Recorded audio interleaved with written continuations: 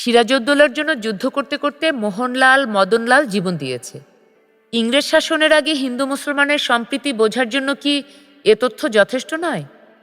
শোনো, এ তথ্য থেকে সম্প্রীতি বোঝা যায় না। এ থেকে বোঝা যায় স্বার্থ এক হলে হিন্দু মুসলমানও এক হয়ে যায়।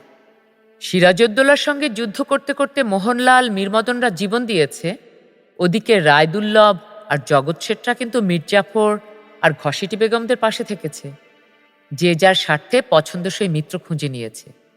হ্যাঁ, মীরমদন আর মোহনলালের জীবন দেওয়ার ঘটনা বিশাল আত্মত্যাগ আর দেশপ্রেমের প্রমাণ।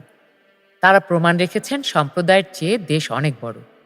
কিন্তু মির্জাফররা দেখিয়েছে দেশপ্রেম নয়, আত্মস্বার্থই বড়।